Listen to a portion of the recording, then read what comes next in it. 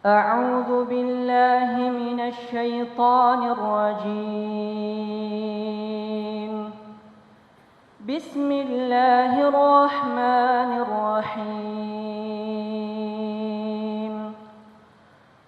وإذا أنزلت سورة أن آمنوا بالله وجاهدوا مع رسوله استأذنك أولو الطول منهم وقالوا ذرنا نكن مع القاعدين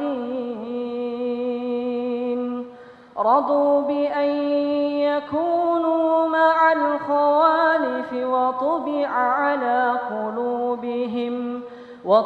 على قلوبهم فهم لا يفقهون لكن الرسول والذين آمنوا معه جاهدوا بأموالهم وأنفسهم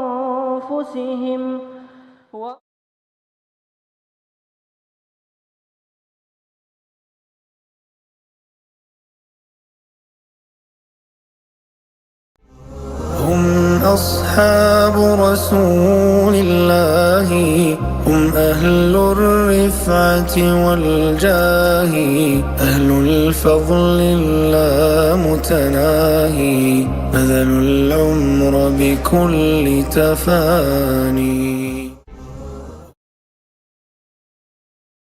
Bismillah. Assalamualaikum warahmatullahi wabarakatuh. Bismillah, alhamdulillah, wassalatu wassalamu ala rasulillah wa ala alihi wa sahbihi wa mawalah. La hawla wa la quwwata illa billah, amma ba'd. Pemirsa Wadah TV yang dimuliakan oleh Allah Azza wa Jalla.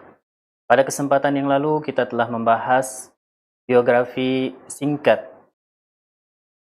salah seorang tokoh Islam yang mulia, bahkan bisa kita katakan beliau adalah manusia yang paling mulia setelah para nabi dan rasul, Abu Bakar As-Siddiq radhiyallahu anhu.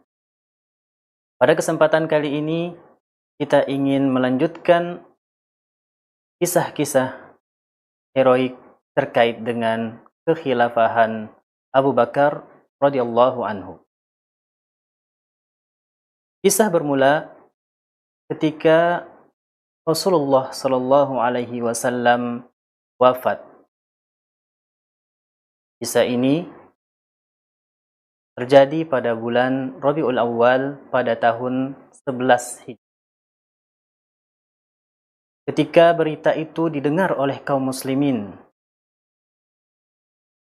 maka suasana pun menjadi penuh dengan duka. Anas bin Malik radhiyallahu anhu menggambarkan situasi mencekam itu dengan berujar, "Lamma kana al-yawm alladhi dakhala fihi Rasulullah sallallahu alaihi wasallam al-Madinah, adha'a minhum kull shay.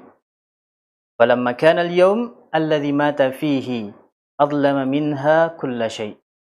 Ketika Rasulullah Sallallahu Alaihi Wasallam datang ke Madinah, seakan-akan Madinah itu tersinari oleh Rasulullah Sallallahu Alaihi Wasallam sampai ke pelosok-pelosoknya. Maka ketika hari ini, hari di mana beliau Sallallahu Alaihi Wasallam wafat, kota Madinah dirundung duka seperti kehilangan cahayanya. Olehnya, di antara para sahabat ada yang terduduk tak mampu berdiri lagi. Ada yang terdiam, lidahnya keluh, tidak bisa berkata-kata.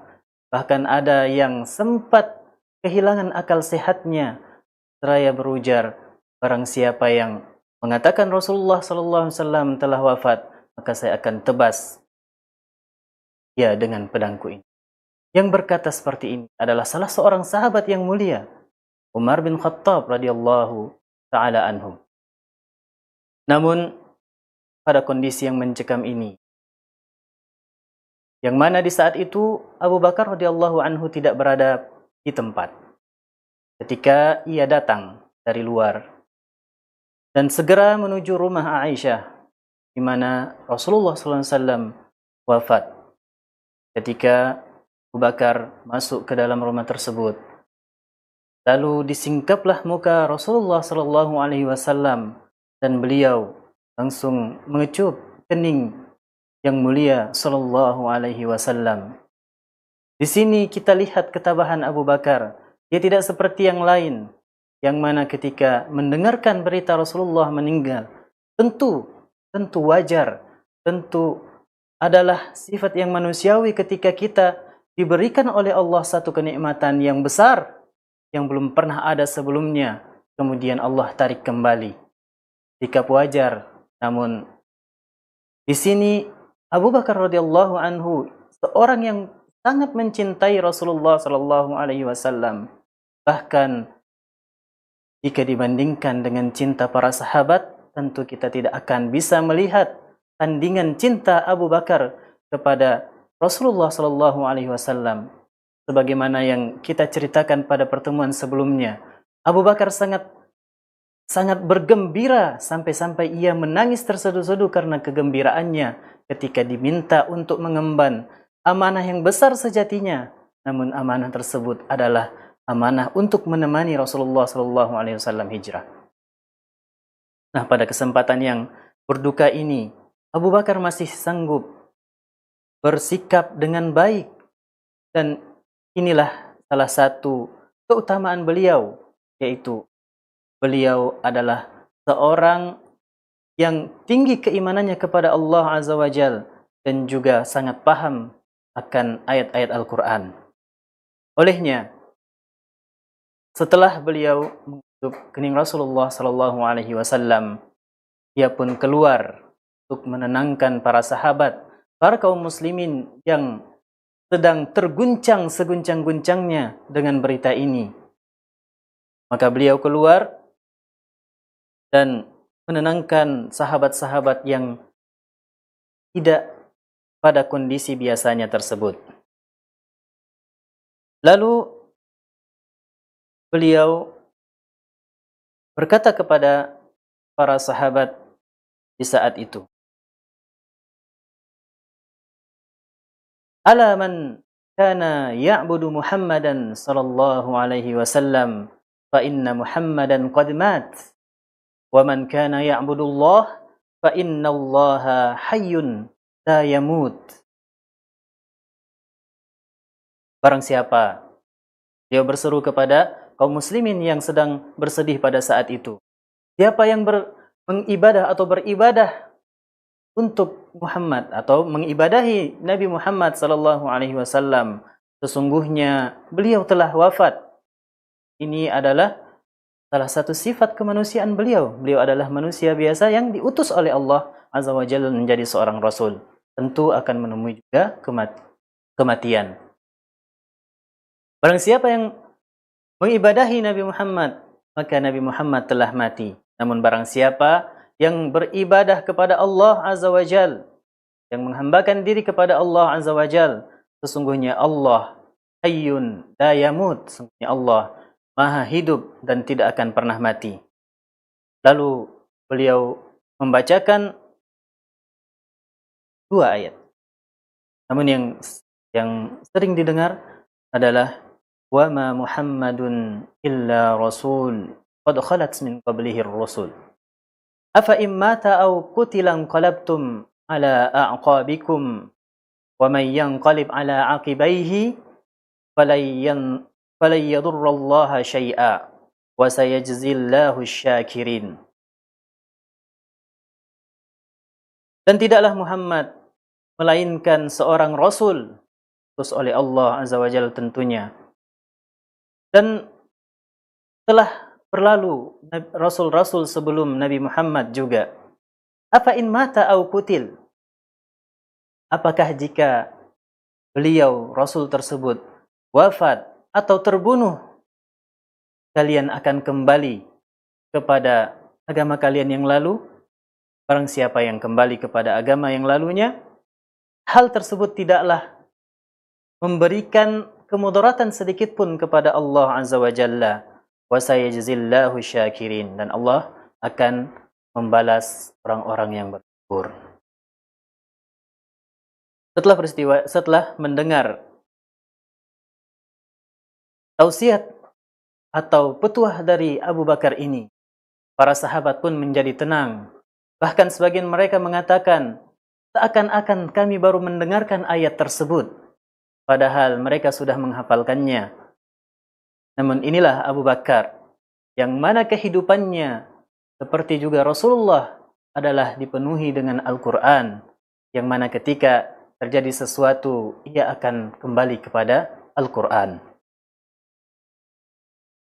Setelah kaum muslimin tenang dengan nasihat dari Abu Bakar ini, lalu mereka pun mulai melaksanakan prosesi pengurusan jenazah Rasulullah Sallallahu Alaihi Wasallam. Nah, pada saat ini, di hari yang sama, sebagian kaum muslimin, terutama mereka yang dari kaum Ansar. Kaum Ansar ini sebelum Islam datang kepada mereka, mereka adalah kaum yang sering berperang antar saudara atau perang antar suku. Olehnya mereka menyadari ketika pemimpin wafat, maka harus segera diganti dengan pemimpin yang baru secepatnya. Kenapa? Karena pemimpin yang baru itu akan mencegah perpecahan antar mereka. Mereka pun melakukan musyawarah di satu taman yang disebut dengan Sakifah Bani Sa'idah. Di tempat ini mereka berdiskusi untuk memilih siapakah yang berhak mengemban amanah pemimpin umat Islam setelah ini. Mereka tidak menunggu kaum muhajirin bergabung, sebab mereka merasa bahwa merekalah yang berjasa kepada Islam ketika Islam dahulu lemah. Mereka melindunginya dan menerima Islam di Madinah. Di tangan mereka juga, Madinah tentunya, berdirilah negara Islam atau pemerintahan Islami yang dirasakan oleh semua penduduk Madinah di saat itu. Olehnya, mereka merasa pantas untuk menjadi pemimpin. Nah, ketika musyawarah ini berjalan, kaum muhajirin, Abu Bakar, Umar, dan para sahabat lainnya sedang sibuk mengurus Rasulullah Sallallahu Alaihi Wasallam atau jenazah Rasulullah Sallallahu Alaihi Wasallam. Namun berita ini sampai kepada Abu Bakar dan Umar. Abu Bakar dan Umar meyakini bahwa hal ini sangat berbahaya. Hal ini sangat berbahaya jika dibiarkan berlangsung. Olehnya mereka bergegas menuju Sakifah Bani Sa'idah. Di sana mereka pun bertemu dengan saudara-saudaranya kaum Ansar. Namun di perjalanan sebelum sampai ke tempat yang dituju, mereka atau Abu Bakar dan Umar bertemu dengan sahabat mulia lainnya yang bernama Abu Ubaidah bin Jarrah. Jadi mereka bertiga berjalan menuju tempat berkumpulnya kaum Ansar tadi. Tempat ini, kalau ada yang sempat umrah ke Madinah dan mengunjungi kota Madinah, posisinya terletak di sebelah kanan Masjid Nabawi. Sebelah kanan Masjid Nabawi, itu ada dalam bentuk taman sekarang, taman, dan tertulis di sana Sakifah. Lalu di tempat yang terjadi musyawarah tadi, mereka pun berdiskusi siapakah yang pantas untuk jabatan tadi atau amanah mengemban amanah sebagai pemimpin setelah Rasulullah Sallallahu Alaihi Wasallam. Kemudian Umar bin Khattab berbicara kepada kaum Ansar, "Ya ma'syaral Ansar, alastum ta'lamun anna Rasulullah sallallahu alaihi wasallam qad amara Abu Bakr an ya'umman nas. Nah, ini di salat. Jadi, wahai kaum Ansar, bukankah kalian tahu bahwa Rasulullah sallallahu alaihi wasallam pernah meminta Abu Bakar radhiyallahu anhu menjadi imam salat sedangkan Rasulullah sallallahu alaihi wasallam masih hidup. Lalu Umar bin Khattab bertanya kembali, apakah kalian berani untuk mendahului Abu Bakar?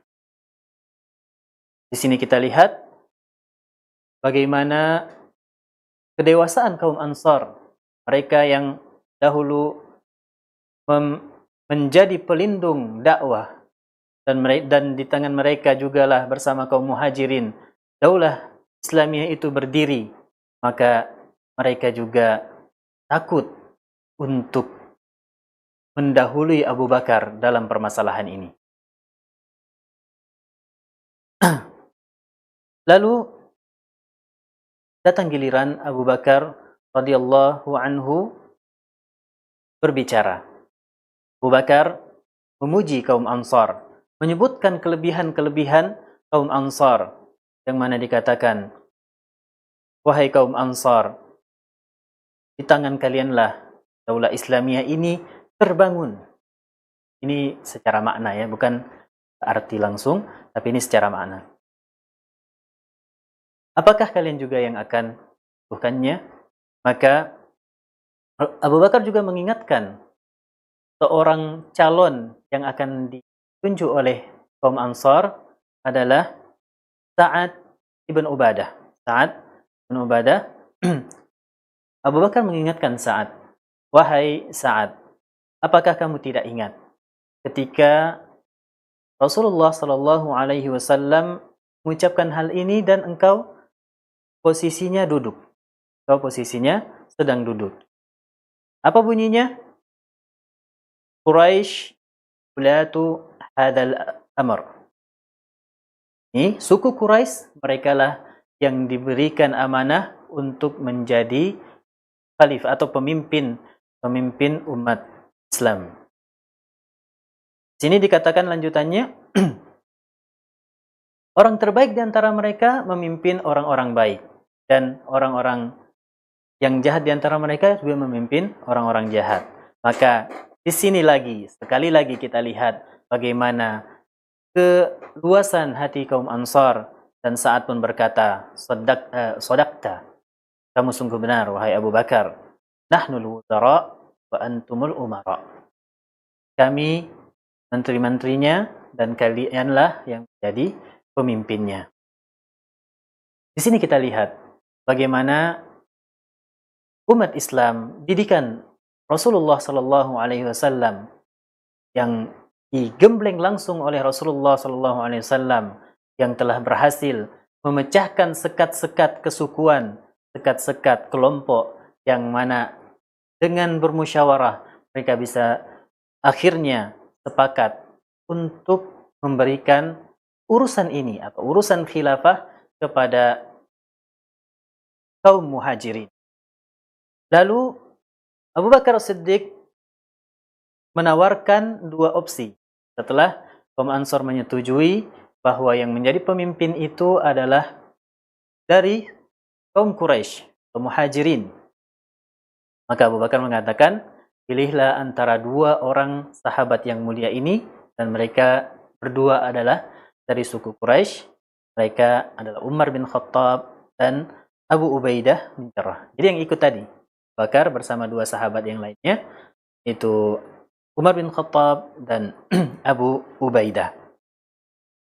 Namun akhirnya mereka sepakat secara mufakat yang jadi Khalifatul Rasul, pengganti Rasulullah SAW sebagai pemimpin umat adalah Abu Bakar radhiyallahu anhu. Kemudian setelah pemilihan itu terjadi, Abu Bakar radhiyallahu anhu pun naik ke mimbar dan mengucapkan kata-kata pertamanya setelah terpilih menjadi khalifatul Rasul terhadap umat Islam. Ya ayyuhan nas, qad wullitu alaikum walastu bi khiyarikum. Wahai manusia, wahai segenap manusia atau masyarakat, qad wullitu alaikum, aku telah diamanahi, dibebani tanggung jawab kepemimpinan ini. Walastu bi khiyarikum, dan bukanlah saya orang yang terbaik di antara kalian. Fa in ra'aitumuni ala haqqin fa'inuni. Jika kalian melihatku pada jalur yang benar, pada yang hak, maka tolonglah aku. Wa in ra'aitumuni ala batil fasaddiduni. Jika kalian melihatku melakukan sesuatu yang tidak benar atau kesalahan, maka perbaikilah, koreksilah. Ati'uni ma ata'tullaha fikum. Taatilah aku ketika aku menaati Allah terhadap urusan kalian. Fa idza asaituhu fala ta'ata li alaikum. Jika aku bermaksiat kepada Allah atau tidak menghukumi sesuai dengan yang Allah atur, yang Allah tunjukkan kepada kita, maka tidak ada taat atas kalian bagiku. Ala inna aqwakum indi dhaif hatta akhudhul haq lahu. Sungguhnya orang-orang yang kuat di antara kalian di sisiku lemah. Jika ia menzalimi orang yang lemah, maka saya akan mengambil hak orang lemah tersebut dari yang kuat tadi, agar hak tersebut sampai kepada pemiliknya. Wa ad'afukum indi qawi. Baliknya. Jadi, orang-orang yang lemah itu di antara di sisi Abu Bakar kuat, dan Abu Bakar akan menyerahkan hak mereka sebagaimana mestinya. Nah, inilah khutbah pertama Abu Bakar radhiyallahu anhu setelah terpilih menjadi khalifah yang pertama. Tentu khilafah atau khalifah yang pertama ini menanggung beban berat karena dia merupakan kepemimpinan atau kekhilafahan terberat. Kenapa? Karena sebelumnya mereka jika terjadi sesuatu, jika terjadi masalah dalam perkara agama, jika terjadi masalah dalam perkara urusan dunia juga, mereka langsung menanyakannya kepada Nabi Muhammad SAW. Adapun sekarang Nabi telah tiada, maka tampuk pimpinan dipegang oleh Abu Bakar radhiyallahu anhu, yang mana ia menjadi orang yang pertama memimpin setelah Nabi tiada. Tentu ini tidaklah ringan. Bahwa ketika kita dibimbing langsung oleh seorang yang mendapatkan wahyu, Nabi kita Nabi Muhammad SAW, kemudian di saat ini mulailah apa yang dinamakan dengan ijtihad. Ini wahyu telah terputus, maka ketika terjadi masalah-masalah baru, para sahabat perlu untuk berijtihad, melihat kepada hukum-hukum yang ditetapkan oleh Rasulullah SAW. Tidak ada kemiripan, maka dihukumi dengan hukum yang sama. Namun jika tidak ada hukum tersebut dari nas Al-Quran dan Sunnah, tentu para sahabat diminta untuk berembuk, diminta untuk berijtihad terhadap permasalahan tersebut. Ketika kita melihat khutbah dari Abu Bakar tadi, kita bacakan tadi, khutbah pertama Abu Bakar radhiyallahu anhu setelah terpilih menjadi khalifatul muslimin, khalifatul Rasul atau pengganti dari Rasulullah SAW memimpin umat ini. Maka ketika kita lihat kata perkatanya, maka kita dapat menyimpulkan pokok-pokok atau dasar-dasar kepemimpinan. Pokok atau dasar-dasar kepemimpinan. Pertama, kepemimpinan adalah amanat dari umat. Karena Abu Bakar radhiyallahu anhu juga dipilih oleh umat. Olehnya Abu Bakar berkata, qad wullitu alaikum. Qad wullitu alaikum. Aku telah diberikan amanah atas kalian. Kemudian dasar atau asas dari kepemimpinan juga kita lihat dari khutbah ini, bisa kita lihat dari kalimat selanjutnya, walastu bikhiyarikum.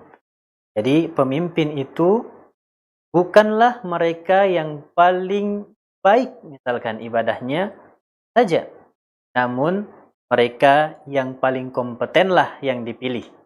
Terkadang ada dilihat orang yang sangat-sangat soleh, namun tidak memiliki kemampuan untuk memimpin. Maka ini sejatinya lebih baik tidak mengemban amanah tersebut.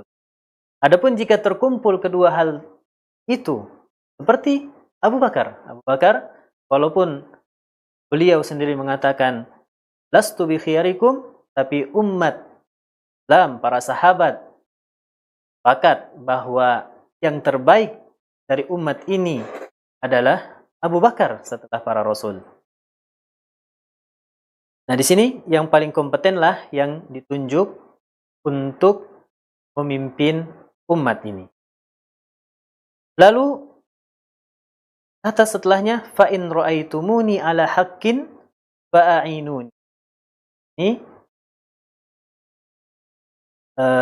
adalah hak umat untuk menolong pemimpinnya ketika ia berada dalam kebenaran. Ketika pemimpin mengeluarkan keputusan-keputusan yang bisa mensejahterakan rakyat, artinya rakyat pun harus mendukung program-program tersebut. Jangan justru menjatuhkannya dengan alasan-alasan, misalkan karena dia bukan dari kelompok saya, misalkan karena saya tidak senang.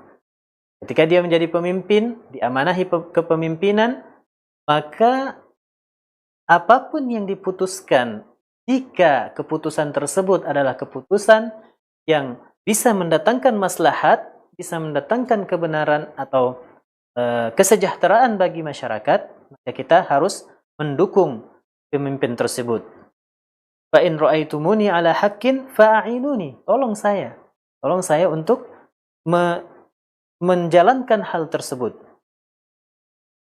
Di kata selanjutnya bisa kita ambil juga bahwa wa in ra'aitumuni ala batil, ini hak umat untuk mengkritik atau memberikan masukan kepada pemimpinnya ketika keluar dari jalur yang sebenarnya atau dari jalur yang benar. Misalkan ada keputusan-keputusan, ada peraturan-peraturan yang dibuat yang mana mudaratnya lebih besar misalkan. Mungkin saja pemimpin melihat ini maslahatnya besar, mendatangkan kesejahteraan. Tapi ternyata jika dilihat kembali dari beberapa sudut pandang, ternyata keputusan ini justru bisa mendatangkan kemudaratan atau kerusakan. Maka ada hak dari seorang yang dipimpin atau dari rakyat untuk menyampaikan pendapatnya di hadapan para pemimpin dan berusaha menunjukkan atau menyampaikan pendapatnya bagaimana yang lebih baik, tentu dengan hikmah, dengan sebaik-baik cara. Kemudian di sini juga ada pesan dari Abu Bakar yang bisa menjadi pokok kepemimpinan juga. Ati'uni ma ata'tullah fikum. Jadi ketaatan atau kepatuhan kita kepada pemimpin itu tergantung dari kepatuhan pemimpin tersebut kepada Allah Azza wa Jalla. Karena kepemimpinan itu sejatinya adalah perwakilan, apalagi ini kan Khalifatul Rasul, perwakilan dari Rasulullah sallallahu alaihi wasallam untuk menjalankan urusan akhirat dan urusan dunia. Maka ketika pemimpin itu taat, ketika ia taat, maka kita wajib kita wajib untuk mengikutinya. Ketika ia memutuskan satu hal berdasarkan ketaatan kepada Allah Azza wa Jalla, maka kita wajib untuk mengikutinya, wajib menaatinya. Kemudian فَإِذَا عَصَيْتُهُ فَلَا طَاعَةَ لِي عَلَيْكُمْ. Ini juga menjadi pokok yang lain, bahwa ketika para pemimpin ini bermaksiat kepada Allah, melakukan sesuatu yang Allah tidak ridhoi, maka tidak ada ketaatan pada pemimpin tersebut. Jadi di sini kita wajib taat selama pemimpin masih taat kepada Allah Azza wa Jalla dalam keputusan-keputusannya, dalam program-programnya, namun kita tidak diwajibkan taat ya pemimpin telah melenceng dari jalur yang seharusnya. Kemudian pada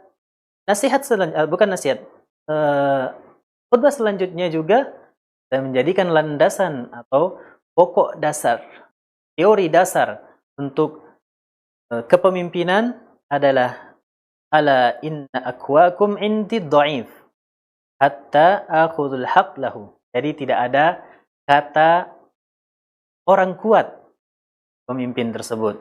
Tidak ada kata orang dalam atau orang terhormat, yang ada disampaikan hak kepada pemiliknya.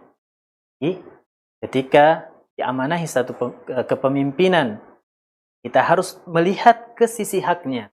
Hak ini milik siapa? Jangan lihat orangnya. Mungkin orang ini adalah keluarga kita, kemudian kita bantu. Atau orang ini adalah orang yang berjasa kepada kita, lalu kita muluskan jalannya. Ini adalah satu hal yang tidak baik. Olehnya juga dari penggalan khutbah ini kita sebutkan terakhir, menunjukkan kepada kita bahwa setiap manusia, setiap masyarakat di hadapan hukum, di hadapan pemerintah memiliki hak yang sama. Memiliki hak yang sama. Tidak boleh ada yang dikedepankan sehingga membuat hak orang lain terabaikan.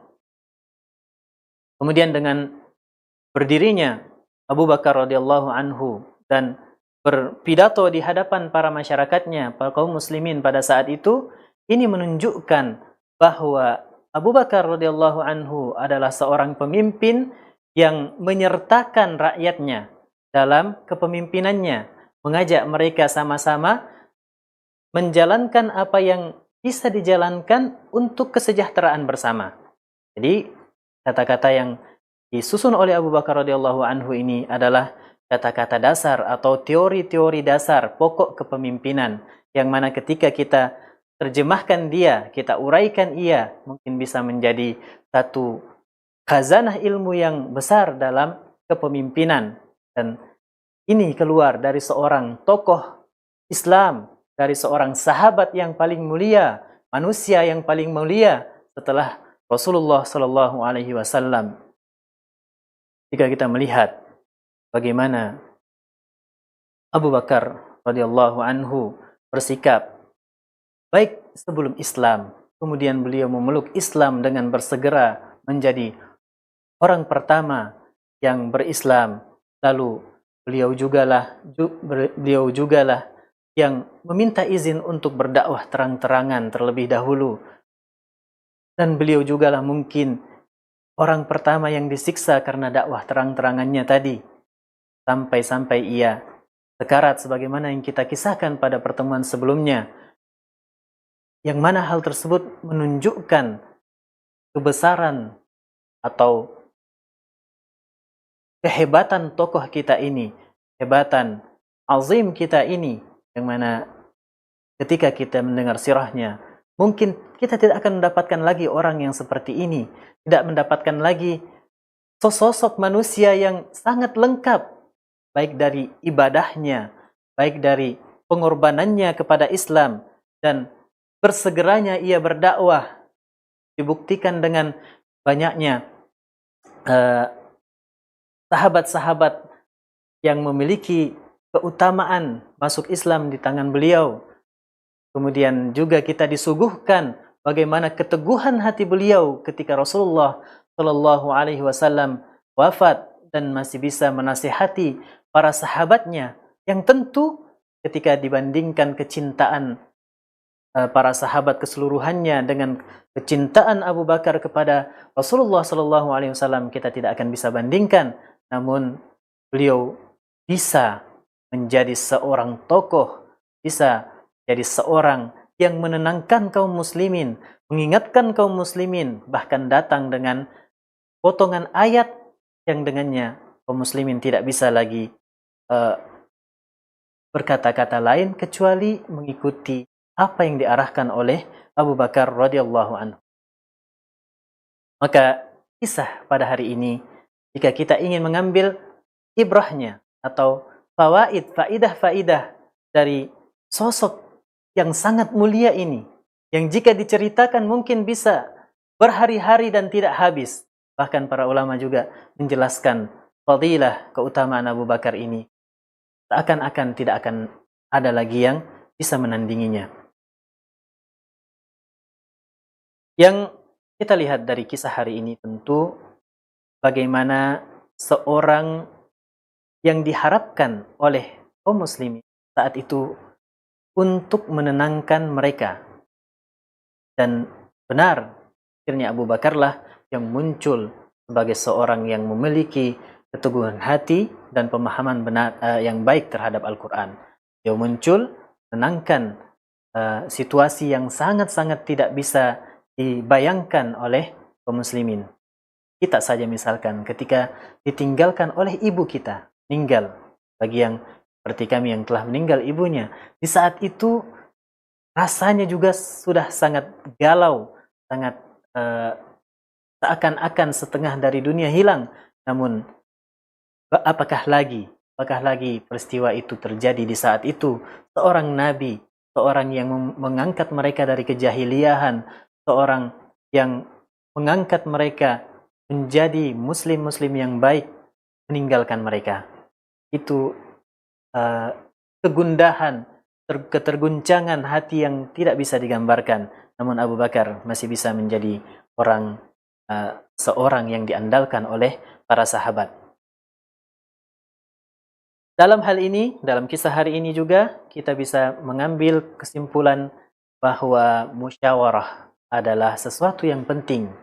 Walaupun terkadang kelihatannya saudara kita melakukan hal yang sangat jauh dari contoh Rasulullah SAW, mungkin itu berdasarkan ketidakpahamannya atau belum sampai kepadanya apa yang disampaikan oleh Rasulullah, atau juga lupa sebagaimana yang dilakukan oleh Abu Bakar dan Umar di tempat bermusyawarahnya kaum Ansar tadi.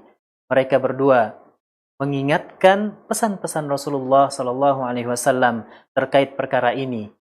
Dan kita juga melihat bagaimana sifat positif kaum Ansar, mereka yang telah berjuang, mereka yang telah membiayai kaum muhajirin ketika berhijrah. Mereka jugalah yang menjadi penopang-penopang dakwah di Madinah pada saat itu. Namun ketika diingatkan bahwa pemimpin dari kaum muhajirin, mereka pun langsung legowo, langsung berlapang dada, dan bahkan calon terkuat kaum Ansor di saat itu mengatakan, Sa'ad bin Ubadah mengatakan, nahnu wuzara wa antum umara, setelah mendapatkan penjelasan dari sahabat yang lain. Jadi 2 poin. Yang pertama, jangan langsung melihat seorang yang bersalah, ia adalah bersalah kemudian kita tinggalkan. Namun bersegeralah menuju ke tempat tersebut, berilah nasihat kepada mereka, sampaikan hujah-hujah terbaik. Kemudian poin keduanya adalah ketika kita yang melakukan kesalahan itu diingatkan dengan dalil-dalil yang kuat, sejatinya atau seharusnya seorang muslim yang berjiwa besar, seorang muslim yang cinta terhadap nabinya, dia harus mengikuti langsung atau langsung mengubah pendapatnya ke pendapat dari Rasulullah SAW.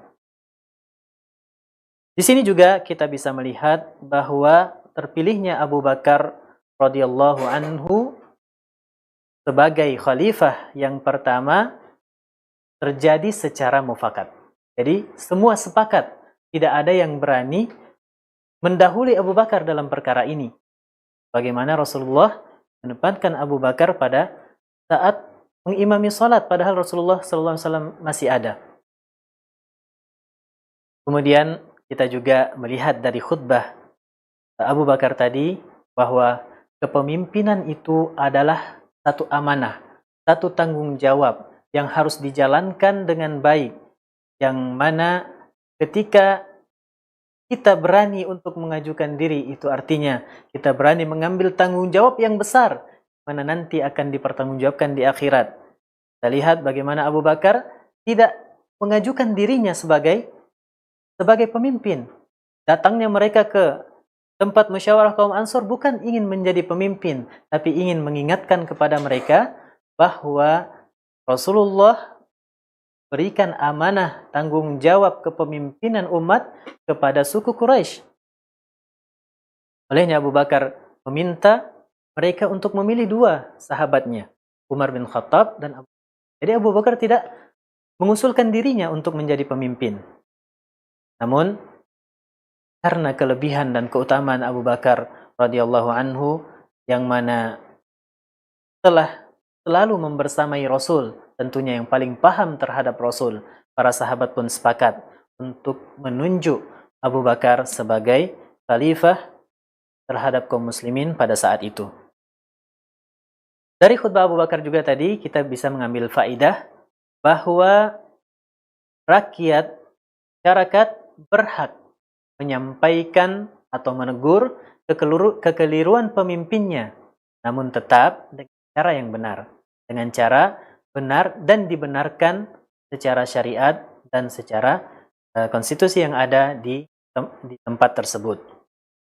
Nah, di sini Abu Bakar mengajarkan kepada kita bahwa masyarakat itu adalah pembantunya pemimpin. Maksudnya yang membantu pemimpin menyukseskan program-programnya. Adapun pemimpin adalah pelayannya dari masyarakatnya untuk menyediakan setiap kebutuhan dan membuat aturan-aturan yang bisa mensejahterakan masyarakat pada umumnya. Lalu dari kisah yang kita sebutkan tadi juga kita dapat mengambil kesimpulan bahwa hak setiap manusia itu adalah sama dari segi hukum pemerintahan. Hak setiap manusia itu sama dari segi hukum dan pemerintahan. Yang terakhir mungkin adalah perlunya pemimpin mengikut sertakan masyarakatnya atau merangkul masyarakatnya dalam menyukseskan program-program yang ia buat dalam menjalankan pemerintahan yang ia akan jalani, karena bersinerginya pemimpin dan yang dipimpin, pemimpin dapat memimpin dengan baik, yang dipimpin dapat menjadi orang yang bisa dipimpin, maka negara tersebut atau lembaga tersebut atau kelompok tertentu dari kelompok dakwah misalkan bisa menjadi kelompok yang baik, dari negara yang baik. Baldatun thayyibatun wa rabbun ghafur. Negara yang baik di bawah naungan Rabb yang Maha Pengampun. Dan kita juga bisa mengharapkan yang bersinerginya pemimpin dan yang dipimpin, adanya kemerataan, kesejahteraan di antara sesama. Lalu tentunya ketika kita mendengarkan kisah-kisah sahabat, kisah tabi'in dan tabi'ut tabi'in, jika kita ada kesempatan, maka kita mungkin berkata pada saat ini, kisah mereka itu seperti kisah hayalan, kisah yang mustahil ada orang seperti mereka, ada sesosok manusia yang berkarakter dan bersifat seperti mereka. Namun kita katakan mereka itu ada dan ceritakan oleh para ulama dengan sangat baik, dengan sanad yang baik, dan itu semua bisa menjadi motivasi bagi diri kita sendiri. Bagaimana kita bisa mendekati paling minimal mendekati atau berusaha mendekat kepada sifat-sifat yang dimiliki oleh para salaf kita. Jika tidak bisa menirunya 100%, berusahalah mendekat dan mendekat kepada hal tersebut. Demikian yang dapat kami sampaikan pada kesempatan kali ini. Semoga faidah-faidah atau ibrah-ibrah dari kisah yang kita sebutkan bisa kita amalkan bersama. Berbicaralah dengan diri kita masing-masing. Wahai diriku, wahai jiwaku, sampai mana kita ingin menjadi manusia yang lebih baik dan lebih baik setiap harinya. Dan karena seorang muslim yang terbaik adalah yang hari kemarinnya, hari ininya lebih baik daripada hari kemarin, dan hari esoknya lebih baik daripada hari ini. Demikianlah muslim yang diharapkan oleh umat ini. Barakallahu fikum jami'an wa sallallahu ala nabiyyina Muhammad wa ala alihi wa sahbihi wa sallam wa akhiru da'wana anil hamdulillahi rabbil alamin. Assalamualaikum warahmatullahi wabarakatuh. هم أصحاب رسول الله هم أهل الرفعة والجاه أهل الفضل اللامتناهي بذلوا العمر بكل تفاني هم أصحاب رسول الله هم أهل الرفعة والجاه أهل الفضل اللامتناهي بذلوا العمر بكل تفاني